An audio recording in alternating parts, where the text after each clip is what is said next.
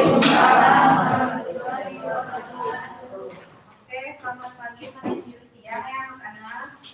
Bagaimana kabarnya? Alhamdulillah baik. Masuk semua tidak? Oke, alhamdulillah. Baiklah, sebelum kita mulai belajar, kita berdoa dulu. Bismillahirrahmanirrahim.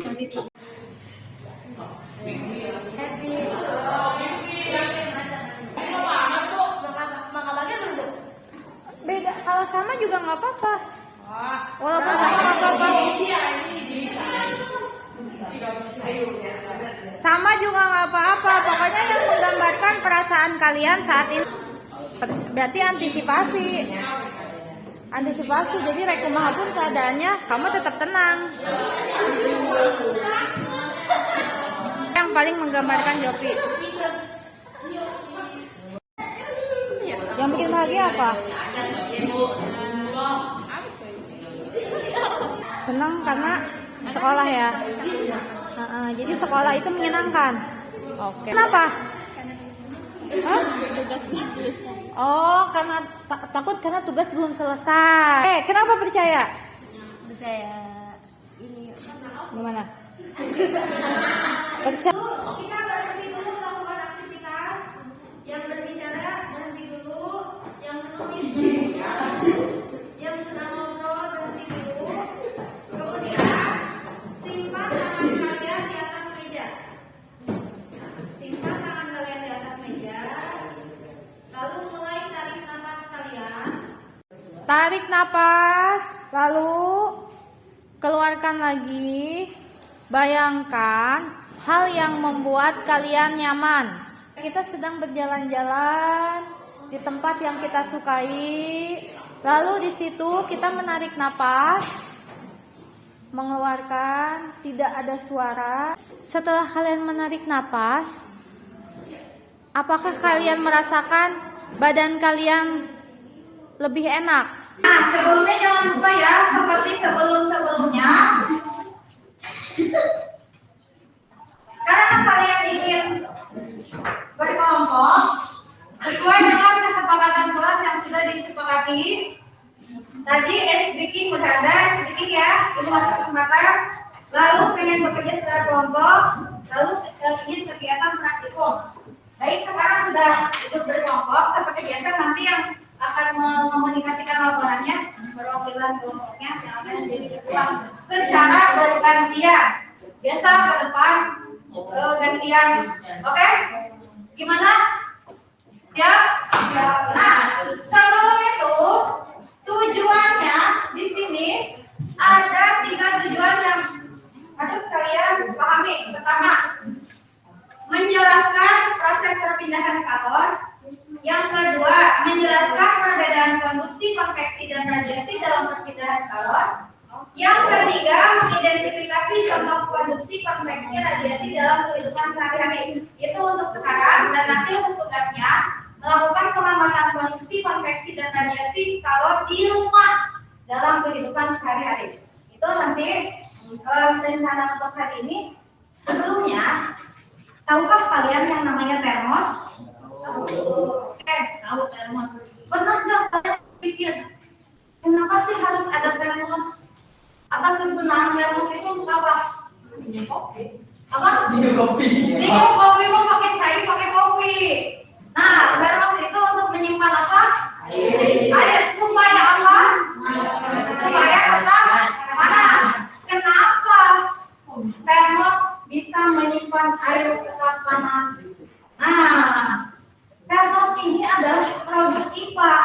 Dengan mempelajari IPA kita jadi tahu konsep dari termos itu apa. Jadi termos ini satu alat ada 3 konsep: konduksi, konveksi, dan radiasi. Wah, apa sih konduksi, konveksi, dan radiasi? Oke, kita akan pelajari sesuai dengan yang kalian inginkan.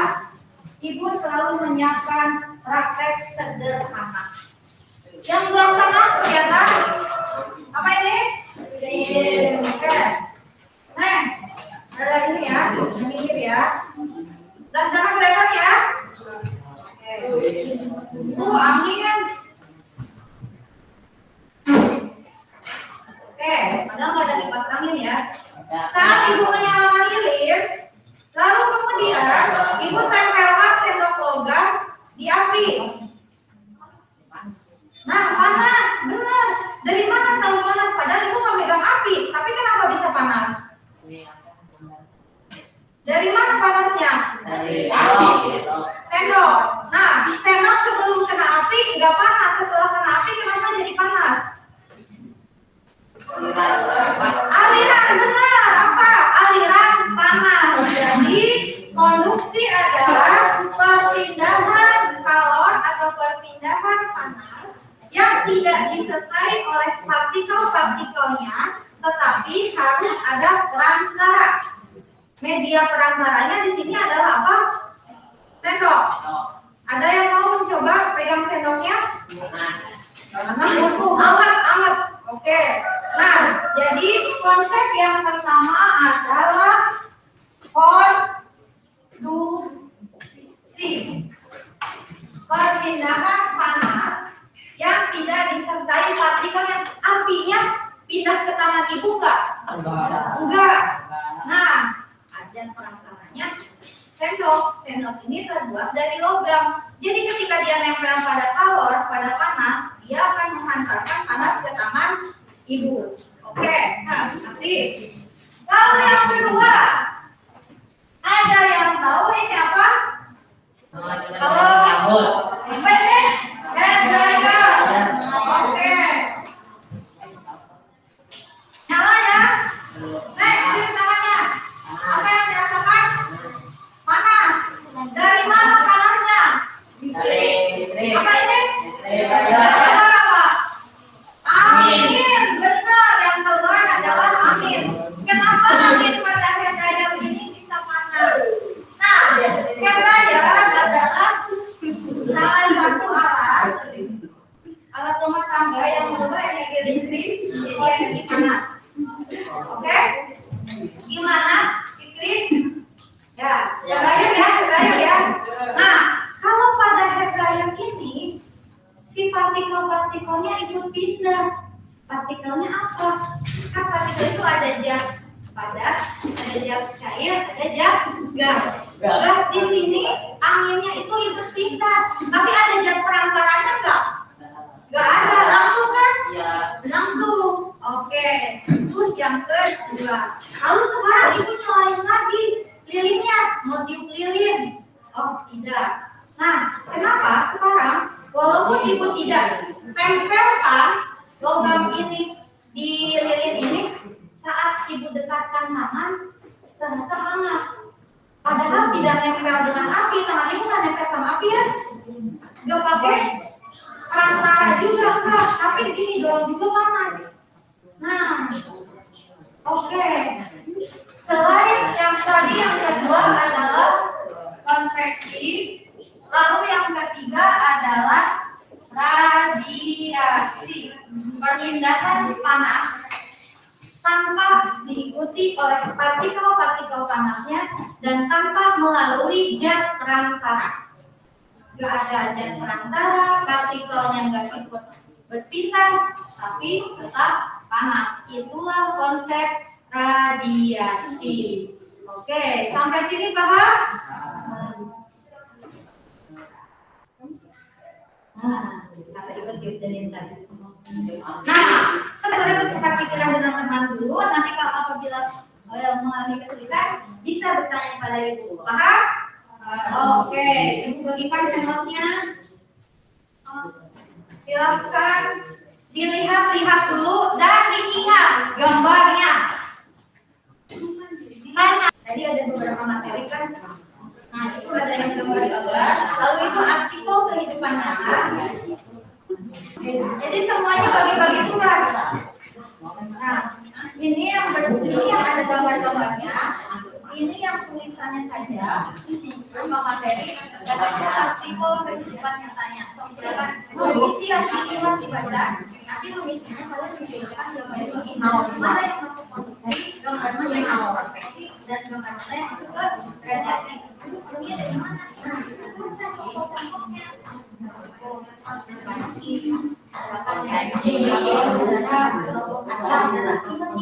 X-ray, CT scan, X-ray ya, ini namanya. Kemudian ini ada CT scan.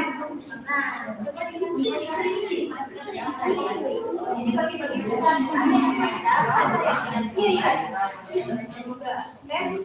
Bu, saya kelompok saya sudah siap, sudah hafal semua dengan kolom, sudah siap mengerjakan tugas kelompok. Katakan, nanti ibu akan membawa tugas ke sini. Itu tugasnya ditunggu. Silakan kalian siapkan diri kalian. Nah, ini ada yang beserta gambar-gambarnya. Ini artikel dalam kehidupan sehari-hari, contoh peristiwa dalam kehidupan sehari-hari. Dan ini konsepnya, konsep materinya dalam bentuk teks. Tadi ibu sudah mencontohkan di depan, ibu sudah memberikan pemaparan singkat. Kalau ada yang tidak dimengerti, boleh tanya ke ibu kayak, Bu, ini gambar apa? Nah, baiknya sebelum bertanya dibaca dulu. Kalau masih belum mengerti, nanti baru. Nah, ini misalnya CT scan, ini X-ray.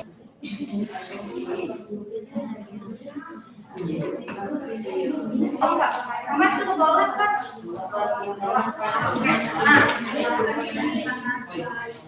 Nah, nanti gini ya, konsumsi apa aja pertanyaan yang jangan saya kelompok lagi. Oke, gitu. Salah. Ini aja. Ya, silakan kelompok 2. Menurut saya kerugian kalau lakukan terjadi melalui 3 cara. 1. Konduksi. Kedua adalah pemindahan kalor atau panas tanpa disertai oleh partikel panas tersebut, tetapi melalui zat perantara. Kelompok saya akan menjelaskan beberapa contoh perbedaan kalor. Oke. Ibu ingin kalian menyadari, jadi sebelum belajar itu kalian tahu dulu emosi kalian seperti apa. Kalau misalnya kalian sedang ketakutan, kalian merasa bingung, kalian sedang benci, nah coba tenangkan dulu pikiran kalian. Kalian coba melakukan pengendalian diri.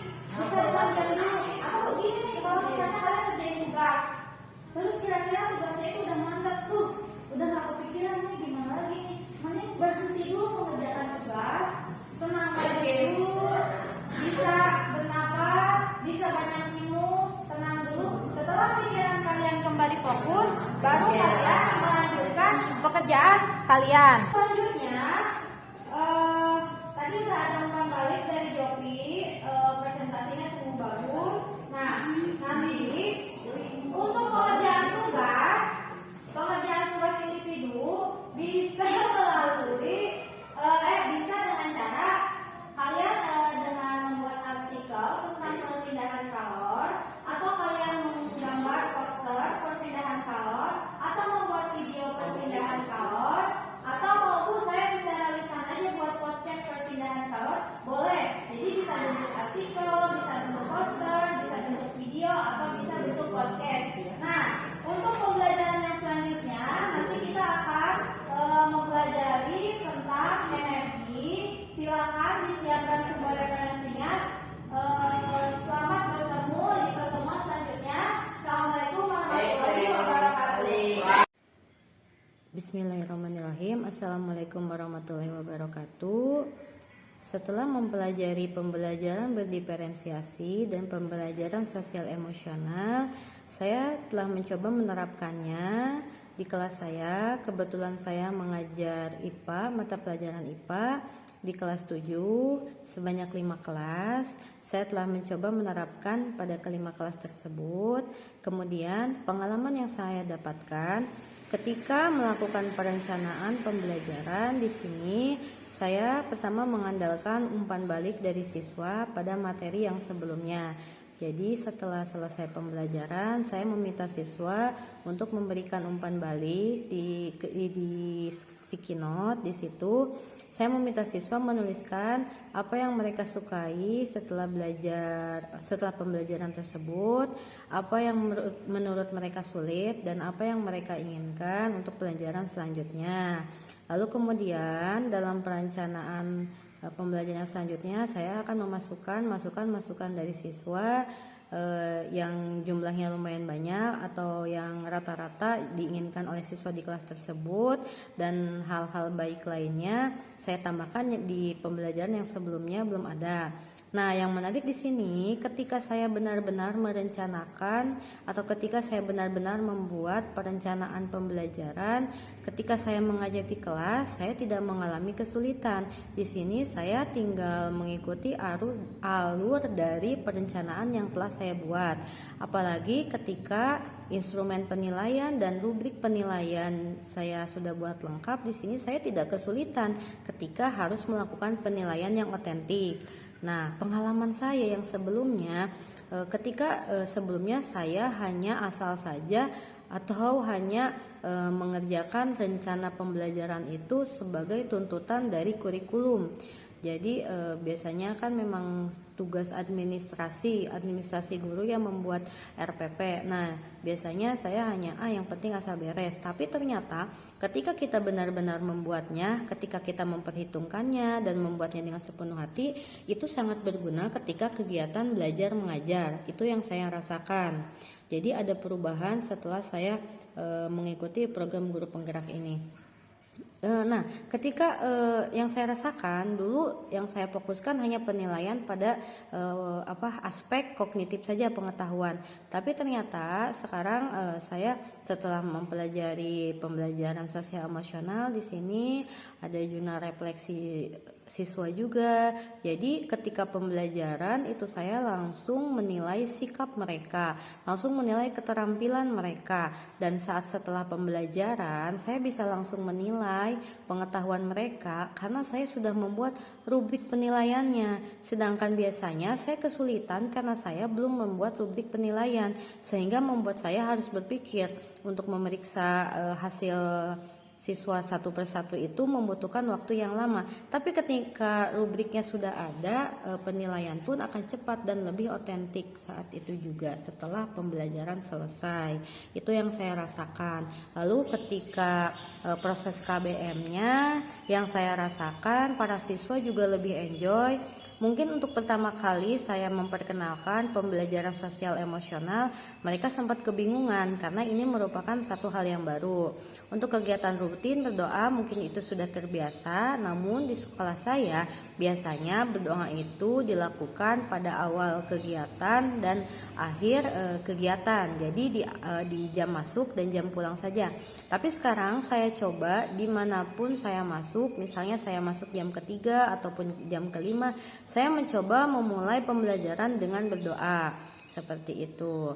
Lalu untuk selanjutnya saya mencoba juga mencoba memperkenalkan siswa untuk pengenalan emosinya seperti apa. Untuk ini adalah sebuah hal yang baru. Siswa awalnya merasa cukup terkejut atau surprise, ini apa, seperti apa. Tapi setelah saya mengajak siswa untuk kesadaran diri, untuk mengetahui apa sih emosi yang mereka rasakan, mereka merasa lebih enak. Oh, ternyata kalau misalnya saat belajar kita benar-benar tahu kesadaran diri, kita benar-benar tahu emosi apa yang sedang kita rasakan, lalu kita keluarkan dulu. Lalu kita mencoba melakukan pengelolaan diri dengan merasa fokus, melupakan masalah atau pemikiran-pemikiran yang di luar pembelajaran, maka pembelajaran akan terasa lebih mudah. Itu menurut mereka setelah saya tanya. Namun Bu, di sini untuk melakukan teknik stop, katanya masih ada sebagian anak yang kesulitan untuk fokus konsentrasi karena lingkungan. Mungkin di sini masih ada anak-anak yang tidak fokus saat sedang melakukan stop, saat sedang melakukan tarikan napas. Masih ada yang bercanda, masih ada yang ketawa-ketawa. Mungkin karena ini hal yang baru. Nah, ini menjadi perhatian saya ke depannya. Kalau saya terus-menerus memperkenalkan ini, terus-menerus mempraktekkan ini, bisa jadi anak-anak pun ke depannya akan lebih terbiasa seperti itu. Jadi ini harapannya saya ke depannya akan terus memperbaiki diri, akan lebih banyak lagi belajar supaya bisa meningkatkan skill saya dalam pembelajaran berdiferensiasi dan pembelajaran sosial emosional saya agar bisa meningkatkan kematangan sosial emosional siswa dan meningkatkan kemandirian siswa agar siswa lebih merasa merdeka belajar, sehingga saya pun akan meningkatkan skill pembelajaran berdiferensiasi. Oke, sekian, terima kasih. Assalamualaikum warahmatullahi wabarakatuh.